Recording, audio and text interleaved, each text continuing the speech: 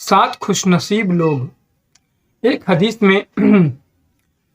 हदीस में अल्लाह के नबी करीम सल्लल्लाहु अलैहि वसल्लम ने फरमाया कि 7 लोग ऐसे हैं जिनको अल्लाह ताला इस दिन अपने अर्श के साए में जगह देंगे, जिस दिन अल्लाह के साए के अलावा कोई और साया नहीं होगा।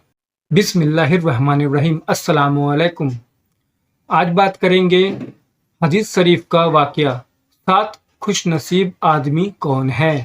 क़यामत के दिन के बारे में नबी करीम सल्लल्लाहु अलैहि वसल्लम ने इरशाद फरमाया कि उस दिन तमाम लोगों को जमा किया जाएगा। हर शख्स अपने आमाल के बक़द्र पसीने में डूबा हुआ होगा।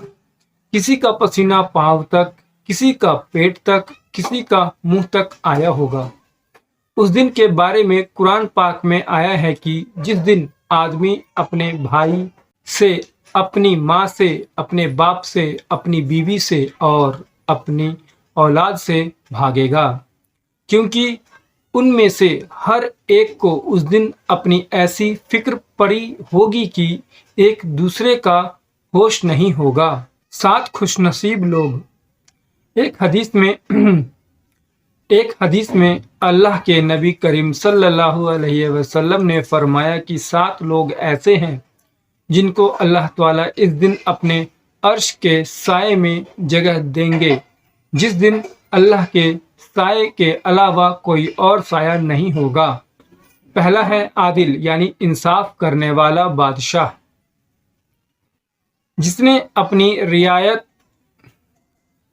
अपनी रियाया में इंसाफ के साथ हुकूमत की होगी। दूसरा है नौजवान, जिसने अपनी पूरी उम्र अल्लाह ताला की इबादत में गुजार दी। जवानी ऐसी होती है कि जिस्म ताकत से भरा होता है और दिल में बड़ी तमन्नाएं होती हैं। इंसान का दिल उसको ख्वाहिशें पूरी करने को कहता है और इसी का शैतान पूरा फायदा उठाता है और गलत कामों में लगा देता है। लेकिन ऐसे वक्त को जो शख्स शैतान की बजाय अल्लाह ताला की इबादत में गुजारता है और हर लम्हे दुकान में हो या मकान में शरीयत के बताए गए हुक्म के हिसाब से ही चलता है, तो क़यामत में उसे अर्श का साया नसीब होगा।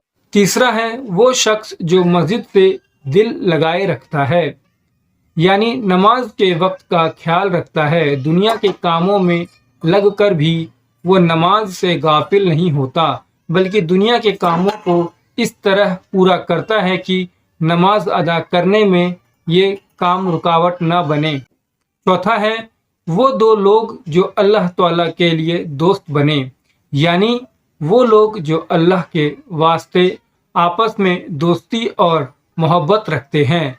जब मुलाकात होती है तो उनकी बातचीत ऐसी होती है कि दिन के काम को आगे बढ़ाया जाए, और जब जुदा होते हैं तब भी इसी हाल में होते हैं, दीन का काम अंजाम दिया जाए। पांचवा है वो शख्स जो जीना यानी बदकारी करने से बचे, जिसको कोई हसीन व खूबसूरत औरत गुनाह करने के लिए बुलाए और वह यह कहकर उस औरत के पास न जाए कि मैं अल्लाह से डरता हूँ, यानी अल्लाह का इतना डर कि मौका मिलने के बावजूद भी गुनाह करने से बचे।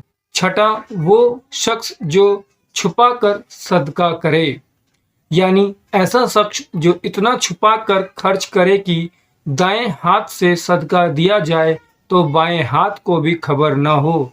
मतलब ये है कि सदका लोगों को बताने और जताने के लिए और दिखावे के लिए न करें, बल्कि सिर्फ अल्लाह की रज़ा हासिल करने के लिए करें। सातवां है वो शख्स जो तन्हाई में अल्लाह को याद करके रोए, वो शख्स जो जब भी अकेला होता है तो अल्लाह ताला की बड़ाई और एहसान को याद करके रोता है, या अपने गुनाहों को याद करके रोता है और अल्लाह से माफ़ी मांगता है। अल्लाह ताला हमें क़यामत के दिन जिल्लत व रुसवाई से बचाए और जन्नत का हकदार बनाए, आमीन। दोस्तों, मेरा नाम है नेमत और मैं दिन सीखते हैं यूट्यूब चैनल पर वीडियोस बनाता हूं। आप इसे ज़्यादा से ज़्यादा लोगों तक शेयर करें। शुक्रिया।